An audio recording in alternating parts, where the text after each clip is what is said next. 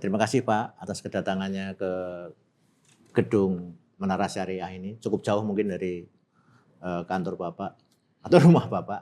Tapi menarik, gedungnya baru, bagus, lingkungannya friendly, eco-friendly. Eco-friendly. Oke. Terima kasih. Ini saya bersama Pak Suarjono, beliau Pemret Suara.com ya Pak. Silakan. Kita kolaborasi. Jadi wawancara ini akan tampil di 2 media, di Suara dan di IDN Financial. Mungkin kita langsung aja ya Pak ya. Silakan, terima kasih. Pertanyaan pertama berkaitan dengan sebagai perusahaan TIK ya, Teknologi Informasi dan Komunikasi, posisi MTDL ini bagaimana saat ini? Apakah masih tetap sebagai distribution IT yang menjadi sumber utama atau ada perubahan di segmen lain, handphone misalnya yang mulai menaik atau bagaimana? Ya. Jadi Metrodata ada 2 bisnis utama. Yang pertama distribution, yang kedua solution and consulting. Memang distribution revenue-nya 75%. Solution and consulting itu 25%. Nah, solution and consulting itu sebenarnya adalah sistem integrator yang mengarah kepada corporate end user enterprise. Tapi di distribution sendiri kita punya 3 segmen, walaupun 75%. Itu sekitar hampir 40% itu consumer. Jadi PC, laptop, printer yang mengarah ke individual market. Yang kedua ada telco, smartphone. Nah itu sekitar mungkin 20%. Sekitar 20%. Nah sekitar 20-25% lah itu. Nah kita ada sektor yang ketiga yang namanya komersial.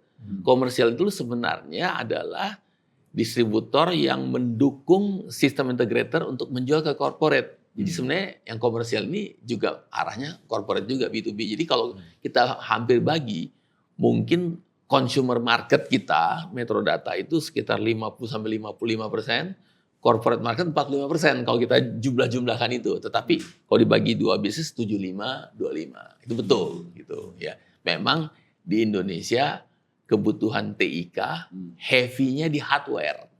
Tetapi semakin hari software dan services sudah berkembang naik gitu kan. Makanya di solution and consulting dulu kita hardware 70%, sekarang hardware cuma 40%. 40% gitu.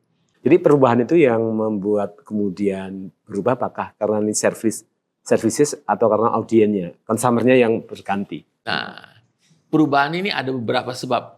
Sebab awal dahulu Indonesia itu compliance terhadap software itu rendah. Sekarang naik. Ya, bahasa kasarnya minat bacanya tinggi.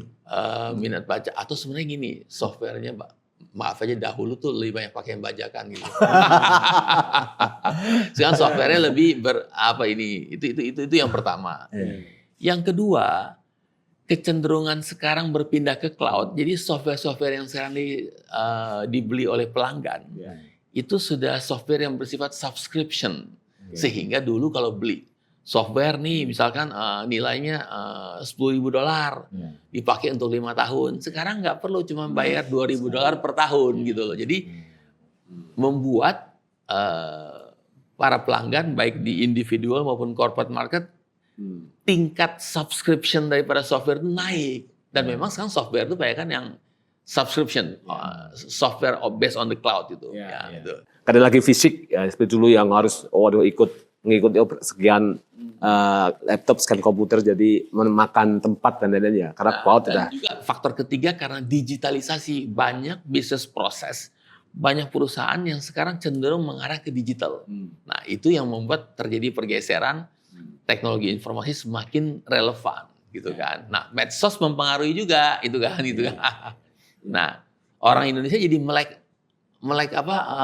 digital. Jadi karena medsos jadi seneng semua, jadi kalau digital is everything gitu loh gitu. Ya. Komposisinya itu masih tetap hingga sekarang Pak. Maksudnya dulu 30% solution IT 75-25 itu masih tetap terus atau ada pergerakan misalnya perubahan misalnya di bidang solution IT naik menjadi 30. Jadi gini, sebenarnya dahulu 75%, 25% itu dahulu itu di distribution tuh kita hanya main consumer sama komersial. Sekarang kita nambah satu sektor telco yang di bagian distribusi sehingga membuat distribution itu tetap 75%, tapi karena ada telco naik. Jadi sebenarnya solution consulting itu sudah naik. Tapi kita punya rencana dalam 5 tahun ke depan, kita ingin solution consulting itu 30%, distribution 70%. Kenapa? Karena solution consulting itu satu bermargin lebih tinggi, ya kan? 2-3 kali lipat nih marginnya dibanding yang distribution. Karena distribution kan banyak box moving gitu kan. Yang kedua, itu lebih memberikan value kepada corporate gitu kan. Nah, sehingga kita juga bisa menaikkan profitability dan juga menaikkan harapan investor juga lah kepada Metrodata. Nah, ini menarik Pak Susanto. Perjalanan dari awal dari tahun 83 sampai sekarang itu perubahannya kan sangat dahsyat ya. Mungkin tonggak bersejarahnya di Metrodata sendiri seperti apa? Sehingga kemudian sampai sekarang ini yang sangat luar biasa dinamis ya, teknologi dan lain-lain ini. Ya, sebenarnya hanya koreksi sedikit aja, tapi tidak salah.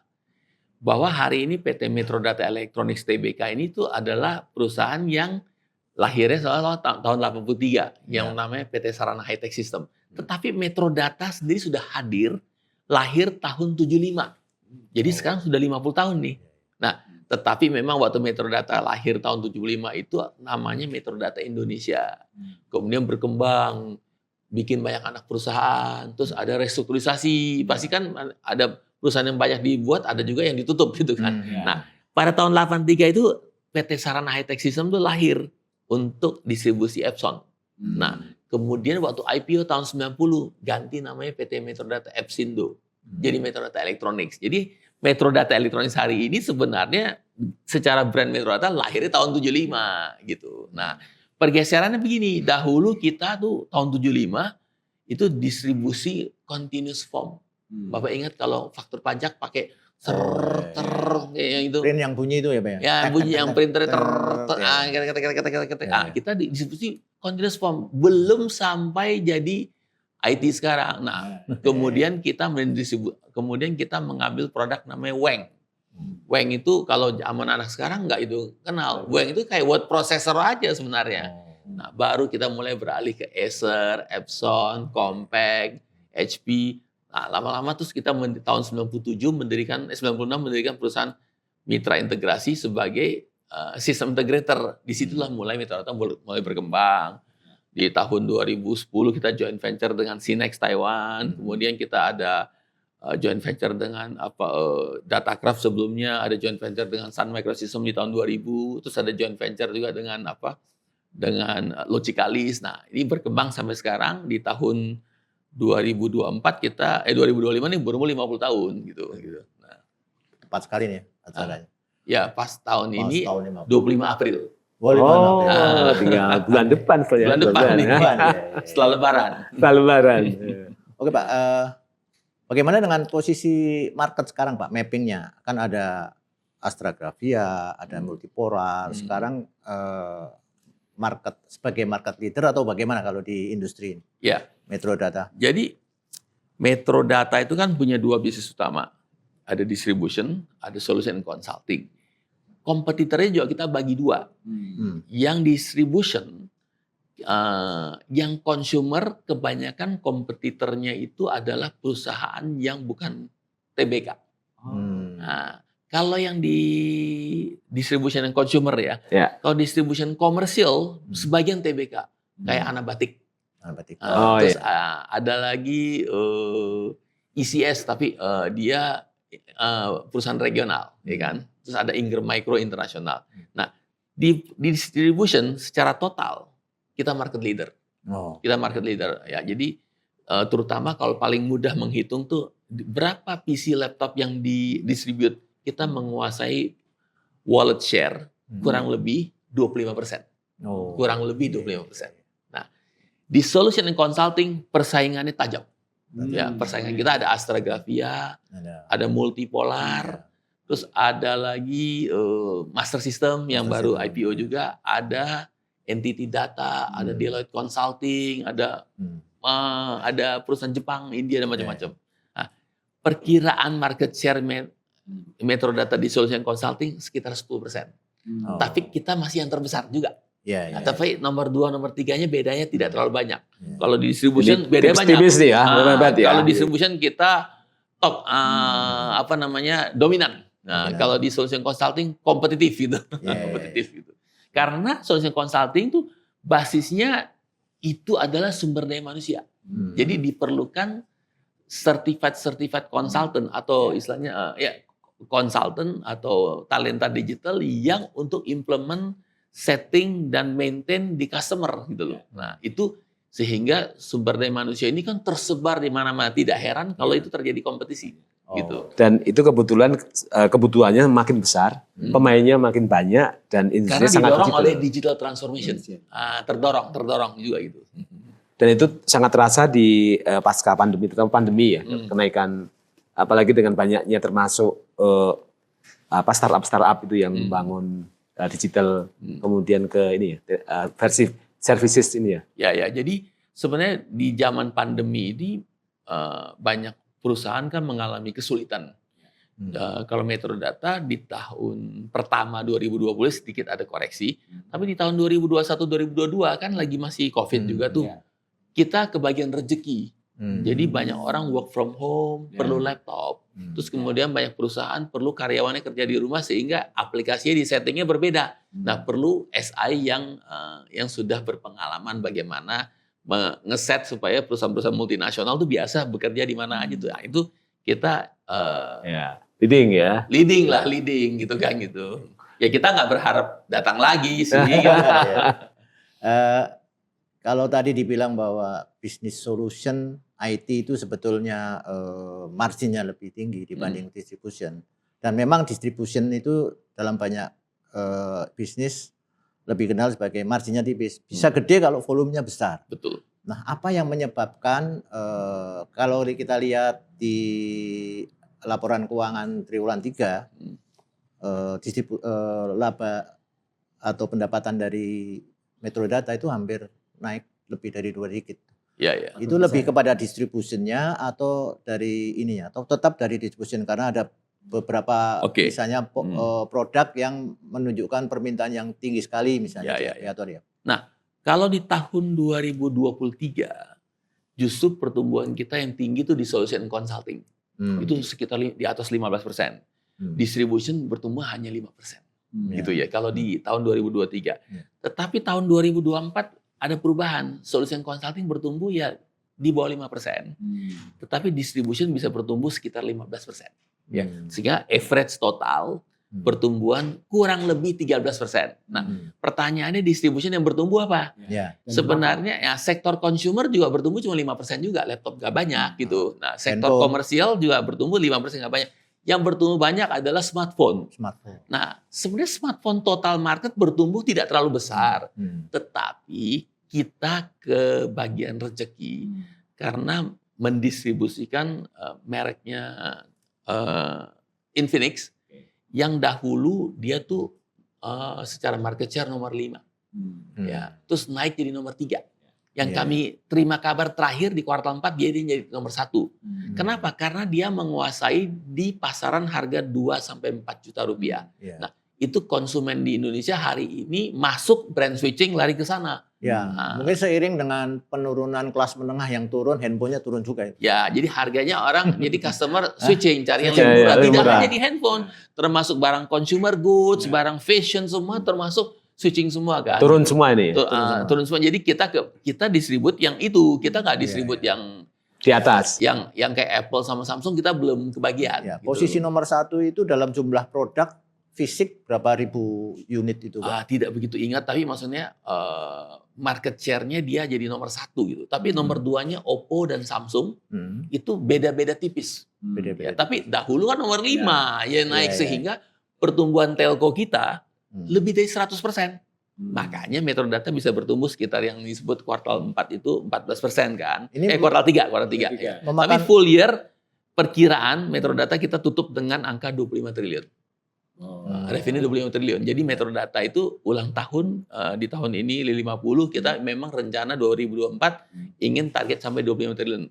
Dan target ini tercapai. Itu tumbuh berapa Pak kalau katakanlah tadi pendapatan terus labanya itu kira-kira dari 2023 ke 2024 sekitar 13-14%. Oh, tetap Tetap Double digit. double digit, tetap double digit. luar biasa. Di zaman ekonomi yang melemah ini, Iya, ya.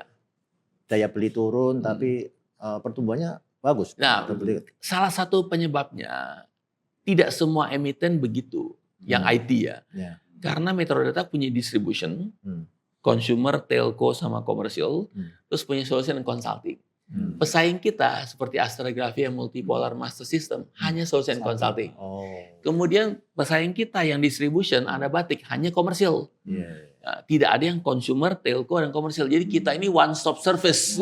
Ya, end to end ya. End to end gitu. Nah, jadi itu tentu plus minus ya. Marginnya jadi average rata-rata, Iya. tetapi volumenya lebih besar dan market share. Dan semua reseller, dealer itu kita layani gitu kan, Nah, kalau melihat dari pertumbuhan yang signifikan ya, karena ini sampai 2 digit. Itu sesuai dengan perkiraan atau tidak? Karena gini, 5 tahun terakhir kan sangat dinamis. Iya, iya. Mungkin ada keberuntungan faktor luar yang membuat akhirnya dapat satu produk yang push akhirnya naik. Nah, tapi ini kan tidak bisa sustain atau dipastikan akan selalu dapat. Gitu ya. Ya, ya. Nah, itu menjaga supaya saya akan selalu dapat itu gimana? Supaya Jadi begini, sebenarnya ada beberapa faktor juga. Sebenarnya yang kita ketahui market growth daripada laptop dan PC itu kan sebagai katalisator utama lah, parameter utama itu berapa sih bertumbuh? Katanya sekitar 6-8% saja. Nah, Metrodata bisa bertumbuh 13% pasti karena ada faktor lain. Ya, nah faktor lain itu dahulu kita plannya memang ingin mencapai 25 triliun, tetapi dalam 2 kuartal pertama kita rasa ini kayak susah. Tetapi memang ya karena kita megang produk brand Infinix itu naik kencang gitu. Yang lain tidak kebagian. Yang lain bertumbuh ya paling 5-8%. Ini seperti dapat momennya Nokia lah ya. Momennya gitu. Momennya Nokia. Oke. pada waktunya, pada eranya. eranya. Jadi setiap tahun ada saja gitu. Iya, iya. Oke Pak, kita break dulu untuk 5 menit sebelum kita lanjut ke segmen berikutnya. Betul. Baik Pak Susanto, melanjutkan yang tadi tahun 2024 tahun lalu, kira-kira kalau tadi dibilang pendapatannya mencapai 25 triliun dan tumbuh 13%, kalau labanya bagaimana Pak? Ya, kita memang angkanya belum diaudit, akan rilis akhir Maret. Tapi perkiraan estimasi pertumbuhan laba itu sekitar 13-14% juga. Ya, jadi sesuai dengan top line-nya juga. Gitu. Sehingga kita optimis juga akan membagikan dividen juga. Ya. Kira-kira berapa Pak dividen? Dividen sebenarnya kalau dividen policy Metrodata 20-30%. Nah, tahun lalu kita membagikan dividen di atas policy yaitu 40% payout ratio. Nah, tahun ini ya belum dibicarakan tapi kita berupaya antara 30-40% supaya tidak mengecewakan pemegang saham gitu kan. Kalau tadi dibilang bahwa labanya kemungkinan ya sekitar sama dengan pendapatan 13%, dividennya kalau dibandingkan tahun sebelumnya ya berarti naik 13%. 13% juga. Kira-kira gitu. Oke. Ini Atau dibanding naik 10% minimum gitu kan. Ini dibanding tahun-tahun sebelumnya trennya masih naik terus. on track ya. Naik terus gitu. Nah, dividen kita meningkatnya paling tinggi tahun lalu. Kenapa itu? Karena dulu di payout ratio 30%. Terus payout ratio 40%, naik ya 10%. Tapi labanya naik sekitar berapa persen? Kalau nggak salah sekitar 15%. Jadi tahun lalu paling tinggi itu. Naiknya peningkatan persentasenya gitu. Jadi dibanding tahun 2003 sebetulnya ada penurunan Pak ya. Meskipun tetap tumbuh 2 digit tapi 13% lah. Dari sebelumnya 15. Dari sebelumnya 15. Kira-kira mengapa 2003 begitu bagus Pak? 2023 bagus tuh karena sektor solution and consulting kita bertumbuh 15%. Kenapa? Karena ya maksudnya makanya laba jadi bagus. Karena sektor ini marginnya lebih tinggi. Ya kan? Kemudian distribution kita joint venture 50-50. Kalau ini 100%. Makanya margin laba lebih tinggi dan memberikan value gitu kan. Tapi begitu berarti di 24 ini ada penurunan di bidang Solution consulting Solution. bertumbuh tidak terlalu besar, ya, Oh, tetapi kita bisa mengimbangkan karena distribution bertumbuh tinggi, jadi sekitar laba mungkin sama dengan top line 13 sampai 14% gitu. Oke. Di tahun ini, di tahun 2025, Metro Data itu menganggarkan capex kalau nggak salah 112 miliar, Pak. 2024. 2004. Kalau tahun ini berapa, Pak? Nah, capex-nya itu sebenarnya kita harus bagi dua. Ya. Kalau capex yang dipakai oleh Metro Data sendiri itu sekitar 50 miliar. 40 miliar. Tahun ini ya? Tahun ini 40 miliar untuk menyelesaikan stage 2-nya Central Warehouse Logistics Center kita. Tambahannya. Jadi kita jadi kita ada tahap 2 Logistics Center itu sekitar 150 miliar. Ya 110 miliar dipakai tahun lalu, tahun ini 40 miliar. Gitu. Itu selesainya April ini. Kita akan launching Central Warehouse kita yang tahap kedua. Jadi kita menambah kapasitas. Kenapa? Karena Metro Data bertumbuh sudah tinggi, kapasitas warehouse kita sudah di atas 80%. Kalau di atas 80% berarti kita harus tambah kapasitas. Jadi ini berita baik buat Republik Indonesia bahwa Metro Data menambah kapasitas gudang, menambah sumber daya manusia, itu menciptakan lapangan kerja yang lebih tinggi gitu kan. Nah, untuk tahun 2025 memang ada beberapa faktor yang kita perlu pertimbangkan.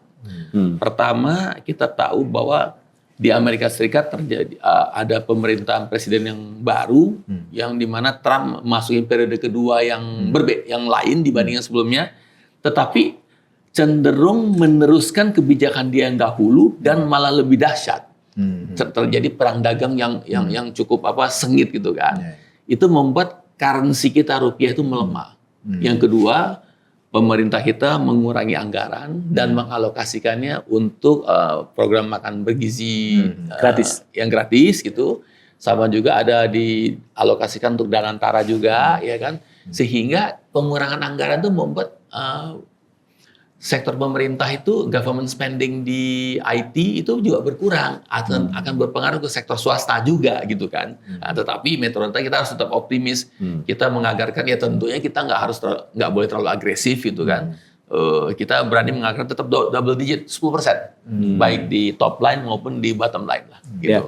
Kalau selama ini kerjasama atau klien dengan pemerintah dibanding swasta mungkin ada perbanding. Jadi misalnya, karena sekarang pemerintah sedang stop budget sehingga ini tidak sampai target. Tapi problemnya adalah nanti di efek dominonya karena nanti masuk ke sektor swasta. Ya sebenarnya kalau distribution kita nggak ada yang ke government karena pasti kan ke dealer, reseller, ke individual market. Kalau solution consulting memang sekitar 15% public sector.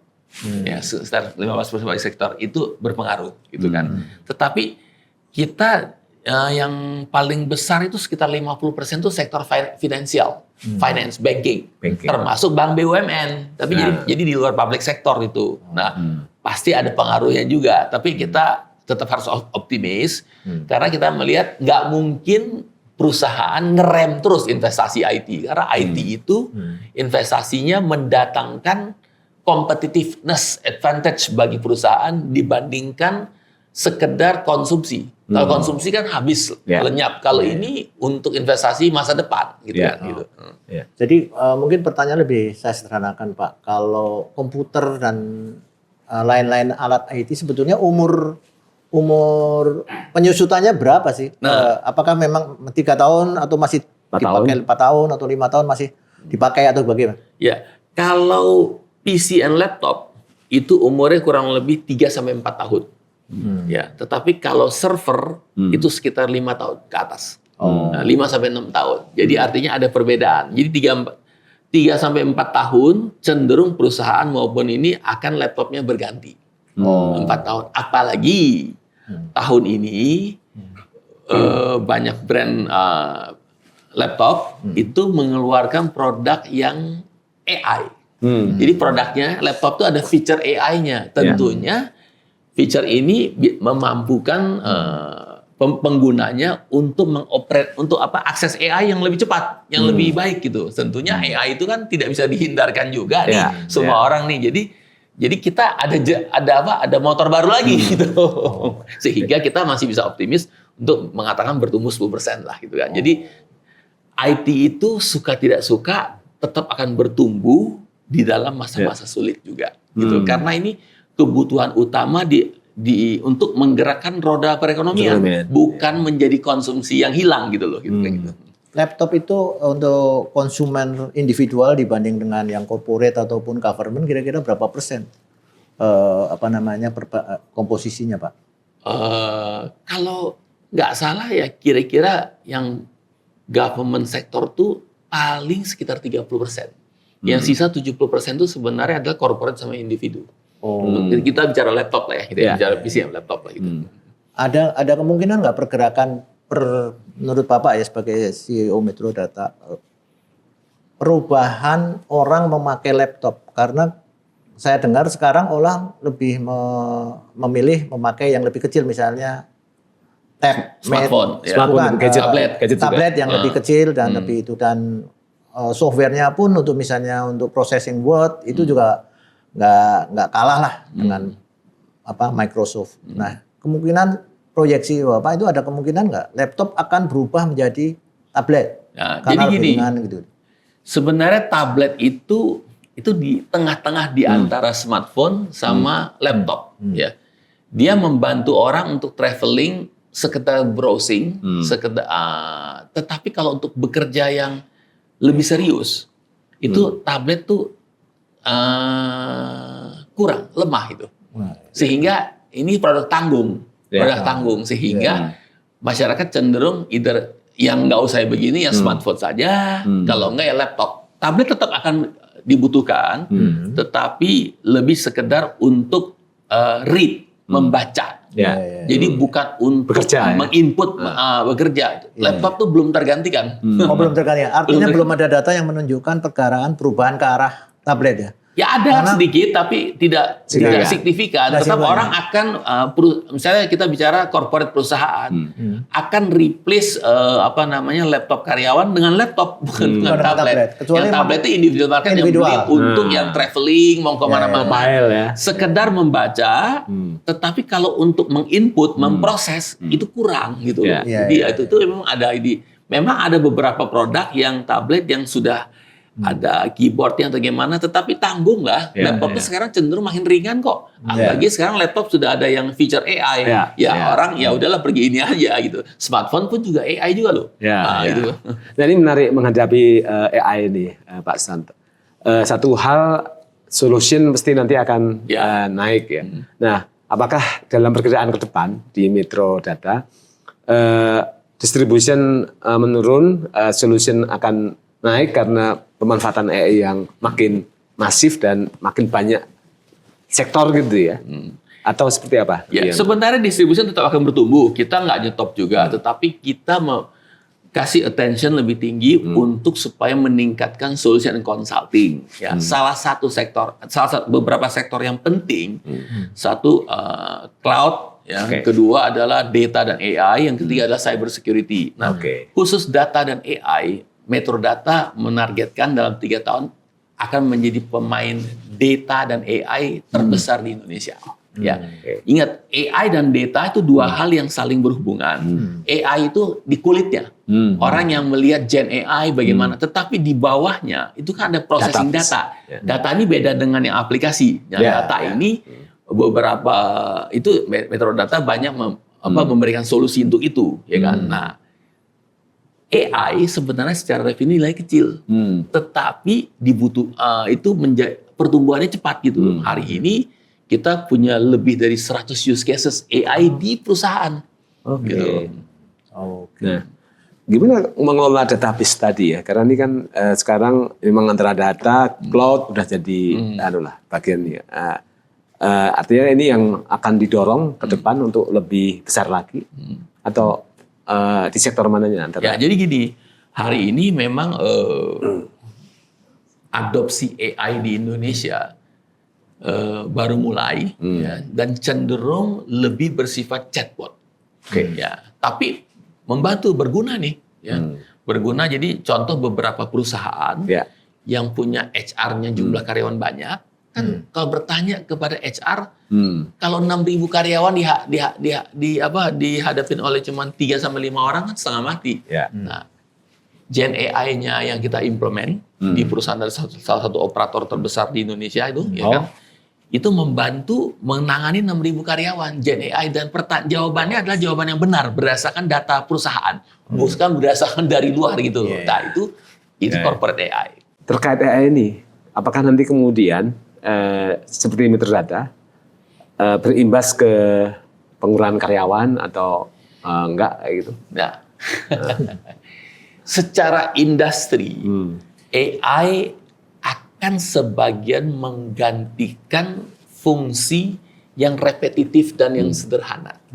Jadi kalau fungsi yang orang melakukan analisa, terus kemudian melakukan pekerjaan yang memberi value, itu tidak tergantikan. Dan juga AI ini harus dibarengi dengan manusia. Kan AI itu kecerdasannya juga ada terbatas juga. Bedanya AI bekerja jauh lebih cepat dari manusia karena computing. Nah, kita punya lebih dari 100 use cases di perusahaan-perusahaan. Kita punya lebih dari 120 certified consultant yang bergerak di bidang ini. Contoh, kita ada, jadi AI itu kan ada machine learning, deep learning, sama Gen AI. Jangan orang hanya melihat sekarang hanya Gen AI, bahwa sebenarnya AI itu masih ada juga machine learning. Contoh, ada perusahaan dairies itu susu, coklat, itu kan punya outlet di seluruh Indonesia. Mereka itu harus forecasting jumlah stok yang fast moving supaya nggak kekurangan stok. Kalau yang tidak, yang slow moving supaya nggak kelebihan, ya kan? Dan fast moving juga jangan kelebihan juga. Nah, di setiap outlet tuh situasinya berbeda, sehingga kita pasang machine learning untuk membantu mereka, dan mereka sekarang senang dengan cara kerja itu, sehingga forecast-nya lebih bagus. Jadi forecasting-nya dibantu dengan AI gitu loh, karena cara kerja AI cepat gitu, machine learning gitu kan. Oke Pak, tadi dibilang bahwa Metrodata itu banyak sekali melakukan diversifikasi ya, yang non distribution. Ada cloud, ada apa namanya, security dan segala macam. Nah, kira-kira di 2025 bagaimana Pak growth-nya dari sektor-sektor baru ini? Atau secara umum growth untuk Metrodata akan bagaimana di 2025? Ya, kita kan growth Metrodata kurang lebih 10%, tetapi di sektor-sektor baru kita sebut dengan 8 pilar. 8 pilar solusi digital. Yang pertama cloud services, kedua data and AI, ketiga adalah cyber security, keempat hybrid IT, kelima adalah business application, keenam adalah managed services, ketujuh adalah digital business platform, kedelapan adalah consulting and advisory. Nah, di 8 sektor ini yang paling bertumbuh kencang adalah cloud, data and AI, yang cyber security. Perkiraan mereka bisa bertumbuh 20-30%. Oh, kenapa ya Pak? Bukannya cloud itu udah banyak sekali raksasa yang bermain ya? Ada AWS, ada Google. Kita memang tidak menjadi operator, tapi kita menjadi reseller untuk membantu perusahaan, tidak hanya distribusi, implementasi, supaya perusahaan migrate. Kan migrasi itu perlu sistem integrator yang melakukan. Jadi nggak bisa tuh orang langsung pindah itu. Kalau pindah hanya yang individual gampang, yang pindah yang perusahaan, bagaimana aplikasi dan datanya itu nightmare juga tuh. Nah, kita itu banyak membantu. Jadi nggak membentuk semacam mesin cloud sendiri ya? Jadi kita nggak operate data center sendiri. Jadi kita menjual Amazon, Google Cloud, Microsoft Azure. Mereka nggak jual direct. Betul. Indonesia 270 juta, bagaimana direct mereka gitu. Di Amerika juga tidak direct. Pasti ada reseller. Pasti ada reseller, implementer. Karena mereka butuh migrasi. Terus kemudian dia hanya menyediakan infrastruktur kayak hotel untuk equipment dipasang gitu kan. Dan mereka menyediakan hotel equipmentnya, tapi aplikasinya, bisnisnya, bisnis prosesnya itu kan perlu sistem integrator yang membantu gitu. Kalau mereka yang raksasa yang terjun terus, costnya mahal. Perusahaan nggak sanggup juga untuk Jadi dari sisi margin bagaimana Pak? Kalau distribution kita tahu tipis lah. Ini reseller itu marginnya kira-kira bagaimana? Jadi gini, kalau distribution itu marginnya berkisar antara 3, kalau kok distribution yang consumer 3-5%. Tapi distribution yang komersial itu bisa 5-8%. Ya, tetapi kalau di solution consulting sekitar 12-14%. Makanya kita ada average tuh. Average Metro Data sekitar berapa? 8%, 10% atau gimana itu kan. Gitu. Ini menarik, tantangan terbesar adalah nanti SDM ya di Metro Data, artinya harus upgrade terus karena industrinya terus tumbuh dan banyak sekali variannya. Nah, bagaimana mengupgrade dan manage SDM termasuk sekarang jumlahnya sudah berapa ya di Metro Data? Kita kalau jumlah karyawan permanen sekitar mendekati 2.500. Tapi kita ada karyawan yang bersifat kontrak karena memang di customer kontrak berdasarkan kontrak customer. Jadi totalnya 5.000 lebih. Ya. Tetapi pertanyaannya bagaimana Metro Data untuk menyediakan talenta-talenta IT, talenta digital ini supaya ready. Nah, kita punya namanya Metro Data Academy. Nah, Metro Data Academy ini supaya tidak salah bukannya kayak sekolah IT kayak Bina Nusantara, bukan. Metro Data Academy itu punya 4 pilar, tapi khusus IT kan, nggak ada yang lain. Kita nggak ada yang lain. Nah, pilar pertama adalah Metro Data Training, itu certified training. Jadi menjual training yang bersertifikasi kepada perusahaan-perusahaan yang butuh karyawannya kan, kalau kan mesti upgrade IT karena menjadi MIS itu mesti ngerti juga kan, jadi bersertifikasi. Kalau nggak sertifikasi nggak boleh operate tuh sembarangan. IT bahaya itu. Yang kedua, kita ada namanya Metro Data Internship. Memang kita menyediakan lapangan buat orang yang istilahnya ingin magang. Nah, itu internship. Yang ketiga, ada namanya Metro Data IT Camp, Bootcamp. Bootcamp itu menyiapkan buat karyawan-karyawan kita yang manage service di customer. Jadi kita melatih dia untuk coding dan segalanya itu. Itu yang ketiga itu. Jadi kita sebenarnya dengan bootcamp itu menciptakan orang karyawan yang siap untuk dipakai oleh customer. Ya. Yang keempat ada yang namanya Metro Data Mengajar. Nah, Metro Data Mengajar ini membantu pemerintah dalam program Kampus Merdeka, di mana mereka 1 semester di kita dapat kredit, tapi langsung praktek IT. Ya, apakah Kampus Merdeka diteruskan oleh Menteri Pendidikan yang baru itu nomor 2, tapi kita sudah siap dengan 4 pilar itu, gitu kan. Nah, kita kan tidak terpengaruh kepada urusan politik, tapi kita kepada bisnis yang bergerak, tapi kita tetap update, gitu. Nah, makanya kita punya sumber daya cukup banyak untuk replace, sehingga karyawan Metro Data umurnya 50% itu umurnya di bawah 30 tahun. Bayangkan gitu kan. Jadi bagaimana kalau nggak punya sumber itu nggak mungkin. Menarik. Oke Pak, kita break dulu, nanti Terima kita kasih. lanjutin lagi. Menarik sekali. Terima kasih Pak.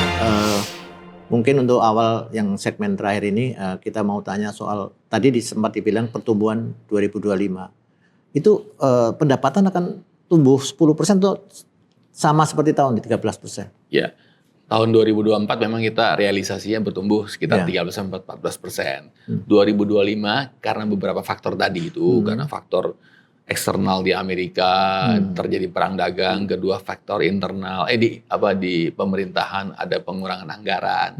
Kita melihat pertumbuhan kita targetkan yang realistis 10%. Semoga kita bisa mencapai lebih dari itu. Ya, kita lihat kuartal 1 ini memang banyak hambatan, termasuk ketiga ada mendekati Lebaran nih. Jadi ini konsumsi IT ini sedikit lagi melamban dulu.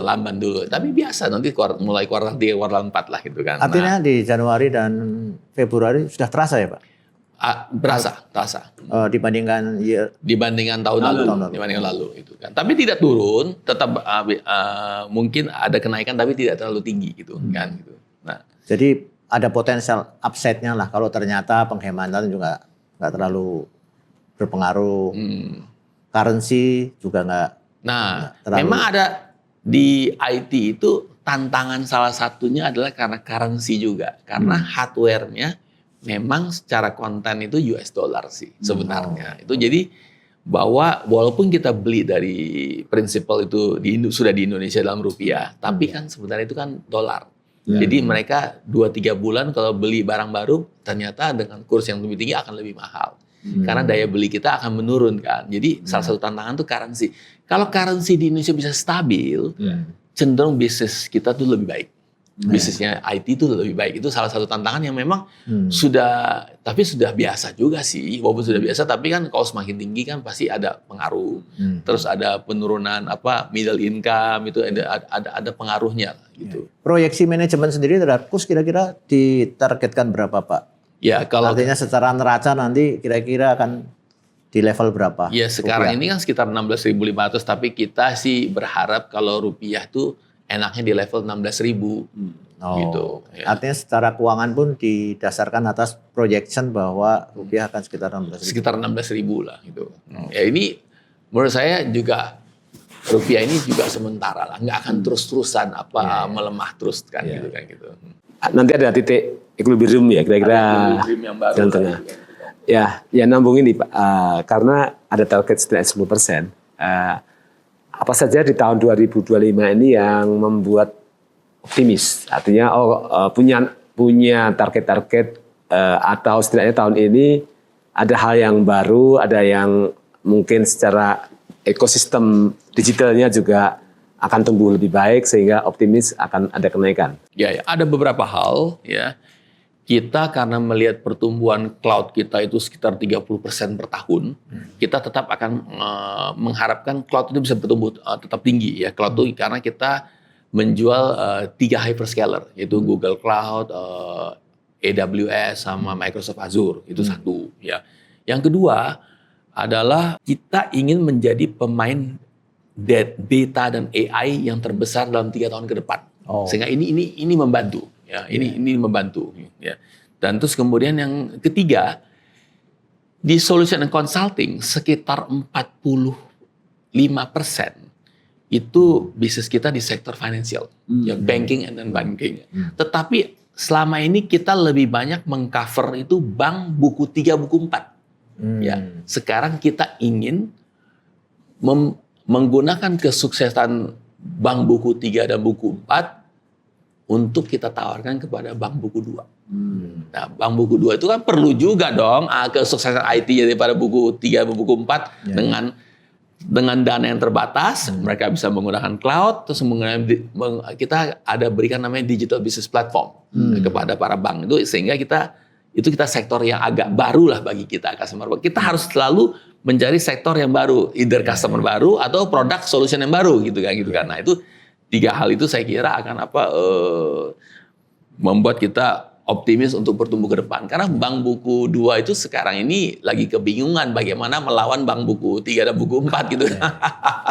Dinamis sekali ya. Ya. Jadi artinya tantangannya setiap periode ini berganti terus ya. Ya, berganti terus ya. Tantangannya kita yang mencari tantangan yang baru. Kalau kita menunggu problem yang datang, kita mencari tantangan yang baru gitu. Jadi tadi dibilang bahwa IT, AI, kemudian data juga akan di-push.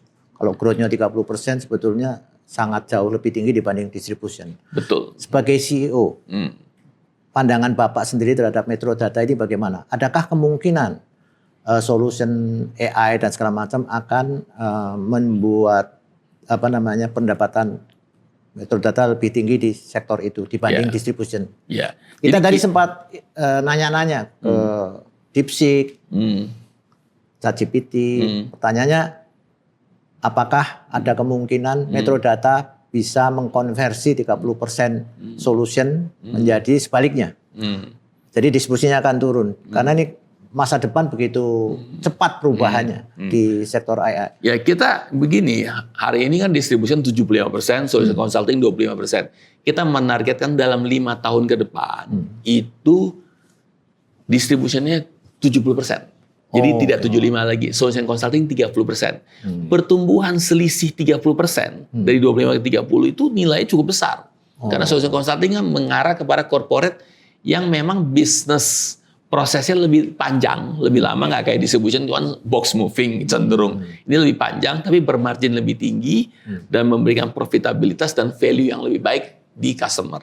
Nah, itu kita punya cita-cita itu, sehingga tentunya makanya kita mengandalkan supaya menjadi pemain data dan AI. Walaupun AI nilai masih kecil, tapi ke depan tuh akan menjadi akan bertumbuh tinggi gitu. Gitu. Ini melihat Indonesia. Kalau melihat dari perkembangan ke depan ya, mungkin sekarang Jakarta masih dominan. Nah dari sisi bisnis di Metrodata sendiri Pak, ke depan ini apakah ada daerah-daerah yang memang menjadi target pertumbuhan secara bisnis ya? Oh ini meningkat, menarik sehingga kemudian kita pengembangan ke sana. Nah, kalau untuk distribution memang kita mesti akui sekarang pertumbuhan lebih tinggi itu di luar Jakarta. Karena kita hari ini sudah hadir di hampir semua lebih dari 30 lokasi untuk distribution. Ya, lebih dari 30 lokasi di seluruh Indonesia yang mana kompetitor kita belum bisa menyamai kita untuk itu, untuk yang ini. Ini lain dengan bank ya, bank lah hadir di seluruh berapa provinsi, tapi kalau pemain IT kan nggak mudah gitu kan. Kita lebih dari 30 titik lokasi sampai ke Timika juga kita ada itu. Tetapi itu cenderung ke smartphone gitu. Nah, Tadi mungkin terakhir mengenai penghematan pemerintah itu bisa dijelaskan seperti kira-kira penurunannya itu akan seberapa besar? Ya, saya lihat sih ya Dari government sektor. Kebetulan Metrodata di sektor government itu kan sekitar 15%. Jadi itu pengaruhnya tidak terlalu besar banget kepada Metrodata. Ya, tapi mungkin pengaruhnya sekitar 5% lah kalau ada penghematan anggaran. Ya, Jadi karena kebutuhan tadi dibilang bahwa IT, laptop, komputer atau apa tetap berjalan. Jadi sektor swasta itu juga merasa apa? Kalau yang dipotong anggarannya jangan yang IT dong, yang lain gitu. Karena yang IT itu susah juga catching up gitu kan. Karena hari ini everything is digital. Nah, jadi sehingga become digital is everything. Jadi itu. Nggak bisa kayak WiFi lah. Nggak bisa nggak ada WiFi. Nggak bisa nggak ada WiFi. Gitu. Ya diskusi yang menarik dan tidak ada habisnya kalau kita teruskan, ini mungkin akan sangat panjang dan waktu juga yang membuat kita harus menyelesaikan acara ini. Terima kasih Pak Susanto atas kehadirannya dan waktunya sehingga hari ini kita bisa semua mengetahui seluk-beluk Metrodata dan bagaimana visi ke depan. Sekali lagi terima kasih atas waktunya dan selamat siang. Terima kasih. Terima kasih.